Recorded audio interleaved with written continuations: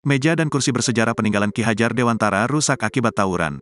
Tawuran pecah di Jalan Taman Siswa, Kota Yogyakarta, Minggu, tanggal 4 Juni tahun 2023 kemarin. Imbas kejadian itu, Museum Dewantara Kirti Griya yang terletak di sekitar lokasi kejadian mengalami kerusakan. Di antara sejumlah kerusakan fasilitas, kursi peninggalan Ki Hajar Dewantara yang selama ini disimpan di museum tersebut turut rusak. Kerusakan terjadi karena sejumlah massa dari salah satu kelompok menerobos masuk ke dalam museum. Hal tersebut membuat beberapa perabotan di dalam museum dan area taman mengalami kerusakan. Bahkan, kursi-kursi bersejarah rusak, pot-pot tanaman pecah, hingga pintu belakang museum jebol akibat aksi massa.